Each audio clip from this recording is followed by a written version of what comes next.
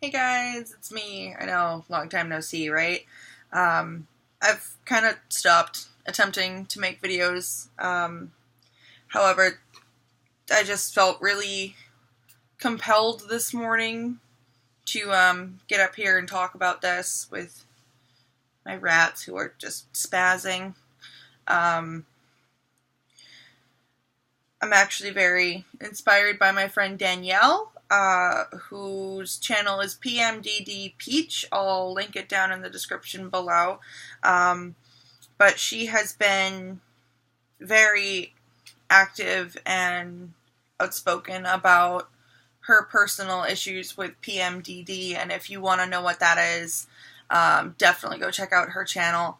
But today, I'm going to be talking about PCOS. So, weirdly enough, it's something that almost no one knows about. I'd never heard of it before. No one had ever brought it up to me, yet it's something that affects 1 in 10 women of reproductive age. PCOS is short for polycystic ovarian syndrome or polycystic ovary syndrome. Pretty much what that means is every month your ovaries are covered in, not necessarily covered, but you get benign cysts on your ovaries, which can make it very difficult for the eggs to go anywhere, and things don't like to work right, and it sucks ass balls, and it hurts like a bitch. They're not cancerous most of the time. Knock on wood, I've been pretty lucky with it. The best ways to diagnose it, I was diagnosed because my sister was recently diagnosed, and I went to go to a doctor, and she was asking about, family medical history, and my mother said, well, actually, her sister was just diagnosed with this, and then she started saying, okay, do you have this symptom, have you had this, have you had this? I'm like, oh my god, yes, that's been my entire life. She's like, okay, well then you almost definitely have that, because it is a genetic thing. Basically, it can be carried by women or men, and as far as I know, there can be asymptomatic carriers as well. According to my mother, her mom, my grandmother, had it, but from what I can tell, pretty much if your mom or some ancestor has it, if you're a female, you're pretty much going to have it. A lot of times they'll also do an ultrasound on your ovaries to see if the cysts are there. I have never had that done, but I can tell you, because my mother has also occasionally gotten them that burst, that in talking to her, the pain that I get about every month makes it very believable that I have definitely been having cysts for a very long time. Let's see, I have Google page up here because I don't know tons of things. One of the main reasons why I wanted to get up here and talk about this is because, well, Danielle's been doing a monthly awareness challenge, and I Googled it for PCOS, trying to find something, and, all it brought up as PCOS Awareness Month is September, and I'm like, that's not what I'm looking for right now. And it just really reminded me of how much it's looked at in just this bad light, and how, well, granted, it sucks, and no, it's not a good thing, but people, find out they have it, they're like, oh my god, how am I going to function, how am I going to live a normal life? I'm like, you just do. Honestly, you just do. What are you doing? There really is no way to treat it. Pretty much the only ways to treat it right now, I was told one of 2 options. One was hormonal birth control, which I've been on since I was 15. And the other was the same type of pills they give diabetics to help them process insulin, because apparently your ovaries process insulin. Who knew? And apparently PCOS makes it difficult for them to do so. So that was another option. However, I am fluffy, and have been for a long time, and I didn't really want to open the door and be like, hey, diabetes, come at me, you know, because that's, yeah. So I just didn't even want to look into that. Something I have found about PCOS is it is a hormonal imbalance as well. Your body tends to produce more testosterone than it needs and not enough estrogen. That being said, they'll usually give you estrogen-based pills, but for some reason when I was on that, it was making me very sick. I was nauseous all the time, especially around my cycle. I had migraines, especially around my cycle. It was really bad. So I actually have my current ones next to me because I don't ever remember what they are. Basically, these are a generic of Lavora, which the hormones in that are levonorgestrel and ethinyl estradiol. I cannot tell you what that is. All I can tell you is that I've been on many different kinds of birth control. This is the one that makes me feel the least like crap. However, it could be different for everybody. It can be different depending on lifestyle. Granted, I don't really do that much else to try to control it. Yes, hi. But another thing, I mean, because there is an insulin link with the PCOS, and part of the issue, especially one that I've had, is that you gain weight quick and you can't get it off. Partially because you have to be on birth control, partially because it just sticks. It sticks and won't go away. So they tell you, you know, don't eat a lot of sugar, don't eat a lot of carbs, exercise a lot. Well, sugar and carbs are two of my favorite things, and I have a really bad knee. So, granted, I could probably be doing more, and I've had people tell me that when they lost weight, that did help them feel better about, you know, about their bodies and made them just feel better in general. However, that's more effort and time than I have to put into it at the moment, working 5 days a week. So, yes, hi, Pumpkin. She's very distracting. But the main reason why I really wanted to make this, I know I've already said that once, but the real main reason is that in every single Facebook group that I've joined about PCOS, everyone just seems like devastated and hopeless. And yes, it's a really bad thing because it can cause infertility, and it actually triples the chance of miscarriage in women with PCOS. So even if I were to be able to get pregnant, which I don't even know if I can, I'm 3 times more likely to lose the baby. So, yeah. And, I mean, when I was 16, I did some real stupid shit. I missed a lot of days of birth control and stayed over at my boyfriend's house a lot. And we were not smart children. And I honestly don't know how I didn't get pregnant, but I did not get pregnant. So,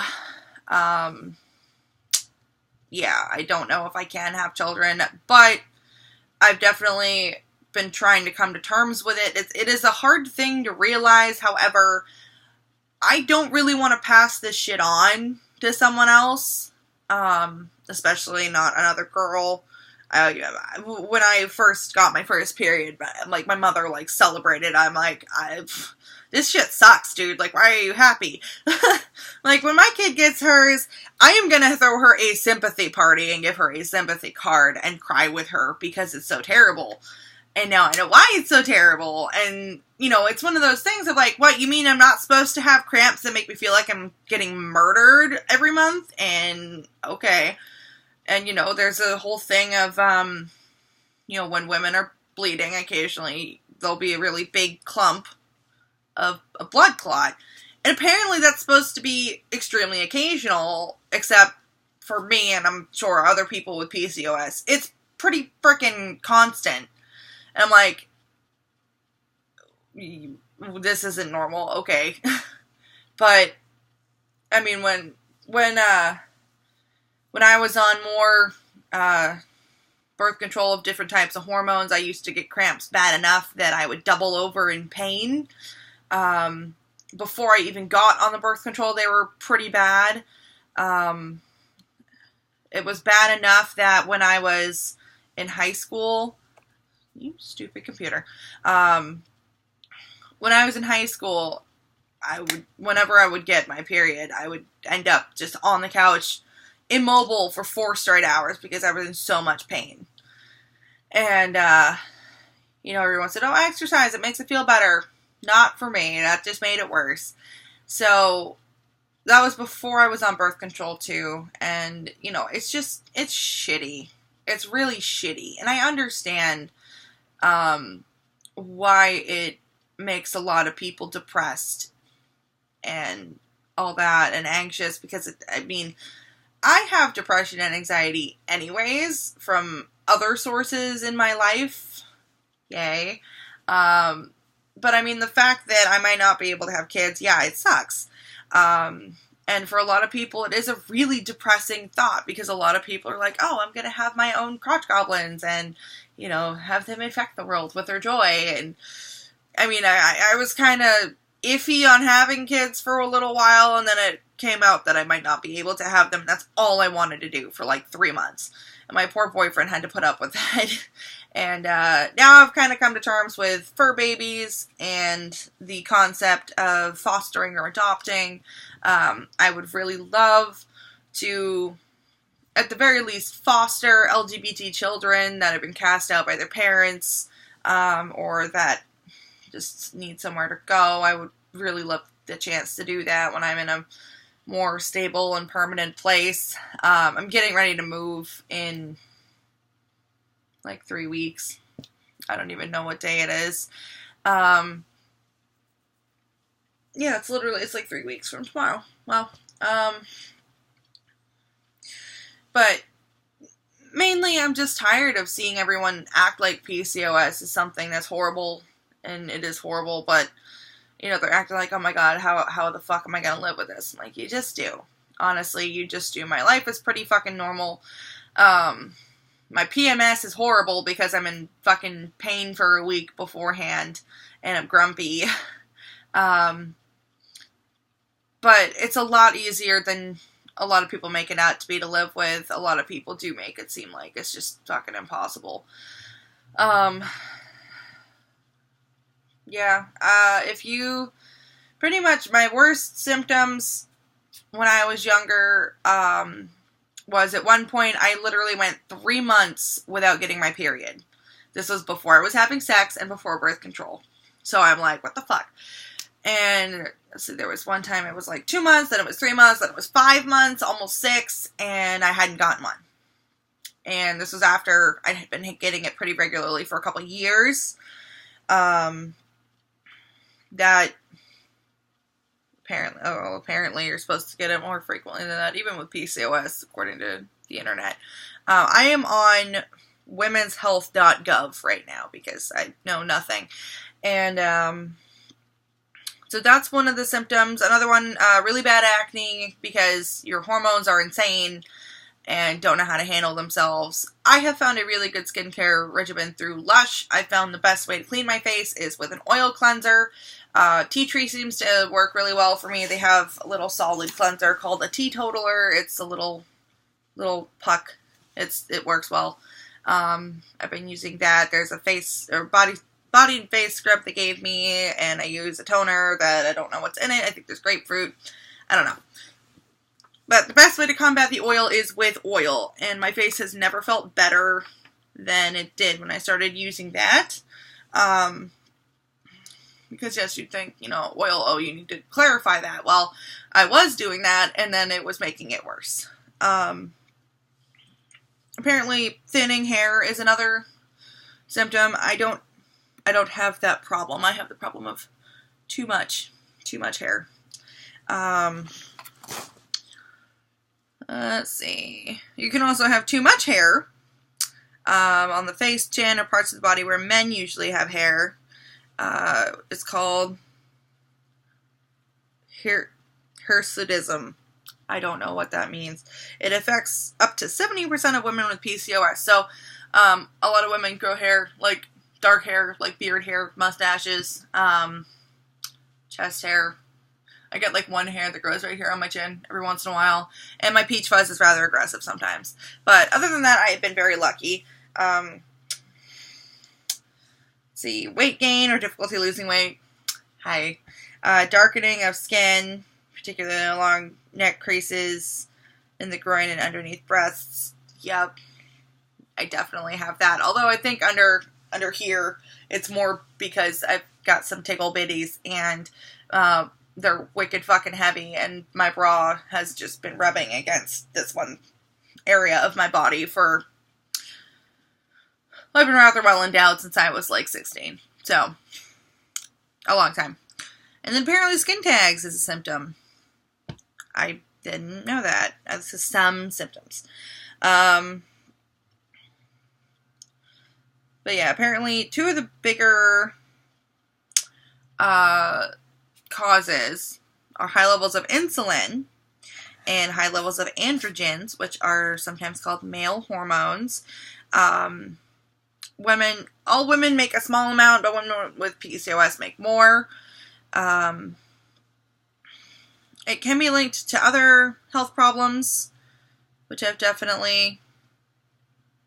I'm looking at this list and I'm like, yeah, that's yeah. It can be linked to diabetes, high blood pressure, unhealthy cholesterol, sleep apnea, which actually my father has, so it runs in my family, depression and anxiety, and endometrial cancer and endometriosis. I hear claws in a not great area of the bed, which is, I mean... I've been lucky, knock on wood, to not have endometriosis with this. That's basically when the uterine lining grows outside your uterus and glues itself to your organs, and it can actually kill you. How is it diagnosed? Let's see. I'm pretty much just straight reading off a webpage right now.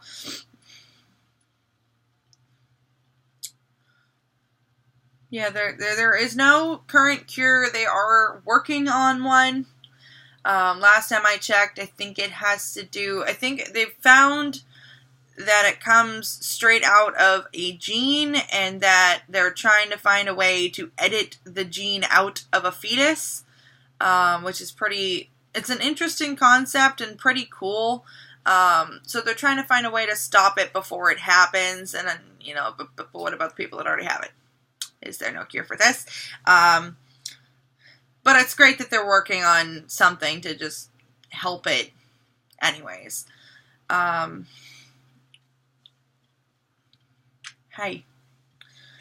Let's see. Types of medicines that treat PCOS. Metformin. That was the diabetes pill. Let's see. Hormonal birth control, anti-androgen medicines. I didn't even know that existed. But those are the only ways is birth control and metformin. Yeah, they're actually researching genetics and PCOS, environmental exposure, ethnic and racial differences, medicines and supplements to restart ovulation, obesity, and its link to PCOS and the health risks for children of women with PCOS. So basically, they don't know what they're fucking doing. I mean, when it comes down to it, PCOS sucks. It really sucks. There's nothing good about it. However, like I said, all the Facebook groups, everyone is just devastated by it, and I understand. It sucks. But you can't let it break you. There's nothing you can do about it other than, just take some preventative measures and make yourself feel a little bit less crappy. But you're kind of stuck with it, so you just have to continue living a normal life. Putting a disclaimer here, just so I don't have to hear about it later. I am not a doctor. I was reading off of a webpage and talking about my own personal experiences. If you have been having any of the same symptoms that I listed, definitely talk to your doctor about it. Talk to your mom, your grandmother. See about family history with it. See about, if anyone else in your family has had those same symptoms. If you've been getting, especially the big thing with me was my periods were super, super irregular, and, you know, estrogen made me want to vomit. So, hey.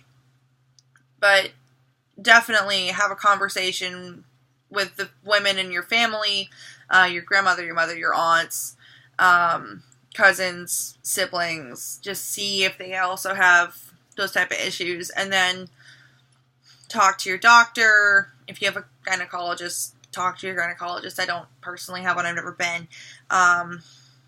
But, you know, have a conversation about it, at least. But seriously, a lot of doctors don't even know what it is. I've had to explain it several times, and, you know, it's something that is super common. It's just sad that no one knows what this is, and, you know, but just, if you think you might have it, definitely talk to your family members and talk to a doctor about it. If you can get a diagnosis, like I said, there's not a ton you can do about it. Something I have been using is an app called Clue. It's this little red and white icon. Starts with a white screen. I have not been very good about tracking my information. Basically what you do, if you're diligent, unlike me, is you go through and it brings up a whole bunch of options. You can enter in different things like your bleeding, if you took a pill, if you had sex, how your skin is, your mood. It's really great, especially if you're trying to track symptoms. I was for a little while trying to figure out if I might have PMDD, which is what Danielle talks about. However, I don't think that I do after thinking about it more. There is another thing out there. It's PME. Basically, come over here. I forget exactly what it stands for, but it pretty much means that any underlying mental health issues you have get magnified around your cycle. And that seems pretty fucking relevant to my life. So, yay, fun times. I think that also probably usually can go hand in hand with PCOS. I haven't looked into that very much, but this is turning into an almost half-hour video, and I need to go and actually make myself look like a presentable human being. And I'm sorry I didn't have more research for you guys or more information. If you want more information, you can leave a comment and I'll answer you. I'm going to post this up on my Facebook, so anyone on my Facebook that watches this, you can message me. I'll put a thing on my Instagram telling you where to find this video. So if you came from Instagram, shoot me a DM. Feel free to reach out. That's basically what I'm saying, with questions. And if I don't know the answer, I can try my best to find it for you. And if you have PCOS and you're watching this, don't let it break you. Just don't let it break you. Because if you let it break you, then what the fuck do you have in life?